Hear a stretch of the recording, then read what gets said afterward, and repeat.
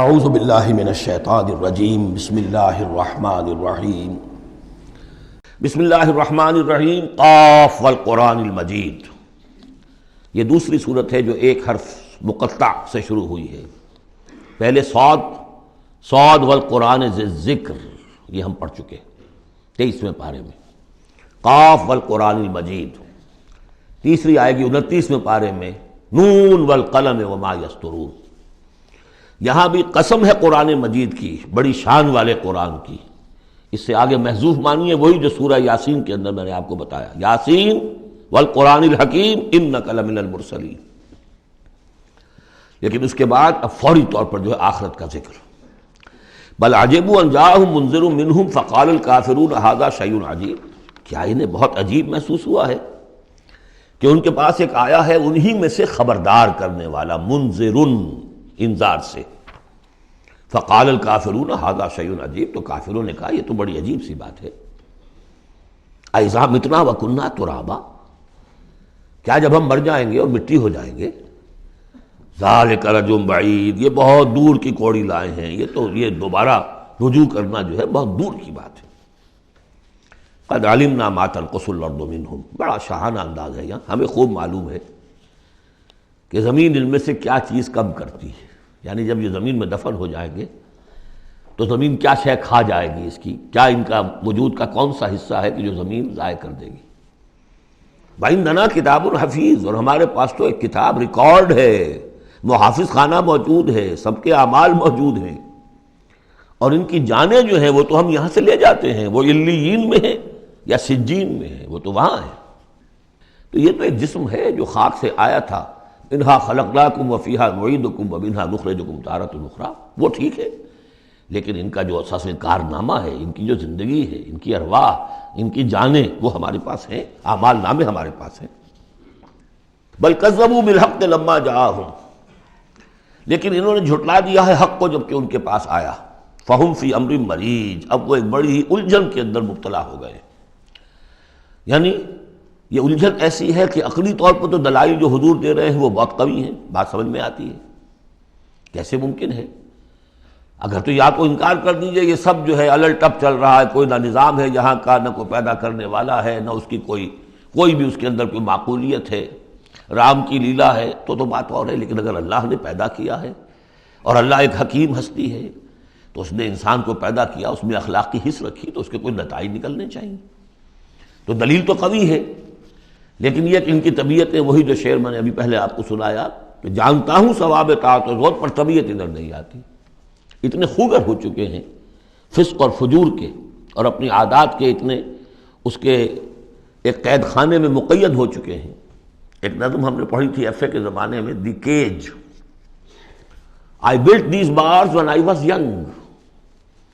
انسان جب جوان ہوتا ہے، اس کے قوا مضبوط ہوتے ہیں، اس وقت وہ کچھ عادتیں اپنی ایسی پختہ کر لیتا ہے کہ بڑھاپے میں جا کر وہ اپنی ان عادتوں کے پنجرے میں بند ہو جاتا ہے۔ اب لاکھ وہ چاہتا ہے کہ ان عادتوں کو ختم نہیں کر سکتا، جیسے کہ وہ پرندہ جو ہے وہ اپنی سلاخوں کو توڑ کر پنجرے سے باہر نہیں آ سکتا۔ تو میں جب جوان تھا تو میں نے اپنے گرد یہ پنجرا بن لیا تھا کچھ بری عادات کا، اب وہ عادتیں جو ہے انہوں نے مجھے اپنے اندر قید کیا ہوا ہے۔ تو یہ لوگ ان میں قید ہو چکے ہیں۔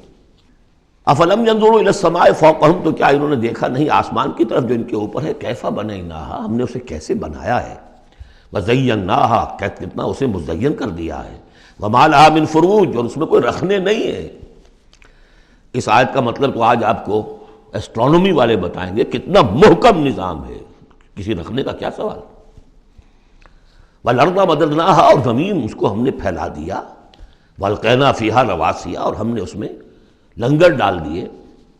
اب یہ جیولوجی والے بتائیں گے، علم طبقات الارض، کہ پہاڑوں کا کیا اثر ہے، کیا سٹیبلائزنگ ایفیکٹ ہے زمین کی روٹیشن میں۔ وما لها من فروج والارض مددناھا والقینا فیھا رواسیا وانبتنا فیھا من کل زوج بہیج، ہم نے اس میں ہر طرح کی بڑی ہی رونق والی چیزیں جو ہیں جوڑوں کی شکل میں پیدا کر دی۔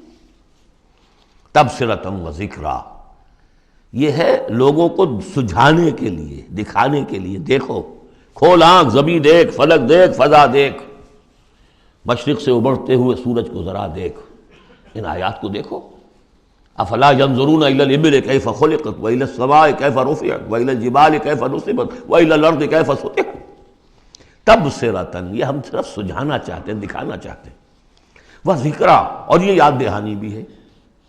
نشانی کو دیکھ کر کوئی یاد آ جاتا ہے جس کی وہ نشانی ہوتی ہے، ان نشانیوں کو دیکھ کر تمہیں اللہ یاد آنا چاہیے، خالق ان کا بنانے والا، ان کا مصور، هو اللہ الخالق البارئ المصور لہ الاسماء الحسنی۔ تو یہ در حقیقت اس کی یاد دلانے کے لیے یہ نشانیاں ہیں۔ لکل عبد منیب، لیکن یہ اسی بندے کے لیے ہے جو منیب ہو، خود کچھ رجوع رکھے ہوئے ہو، وہی جو تمہیں کہتا رہا ہوں کہ فطرت مس نہ ہوئی ہو، روح مری نہ ہو، تب تو یہ تمام چیزیں جو ہیں مفید ہوں گی، آنکھیں بھی کھل جائیں گی اور تذکرہ یاد بھی آ جائے گا۔ اگر فطرت مر چکی ہو، مسخ ہو چکی ہو، پھر ظاہر بات ہے کہ کسی سے کوئی فائدہ نہیں ہوگا۔ وَنَزَّلْنَا مِنَ السَّمَاءِ مَاءً مُبَارَكًا، اور ہم نے آسمان سے اتارا مبارک پانی، مبارک کی وضاحت میں کر چکا ہوں۔ برکت اسے کہتے ہیں کسی شے کے اندر جو پوٹینشیل خیر ہے اسے نکال کر باہر لے آئے۔ تو یہ پانی بارش کی، باران رحمت جو ہے، یہ ماء مبارک کا ہے، زمین کی روئیدگی کو نکال کر باہر لاتا ہے۔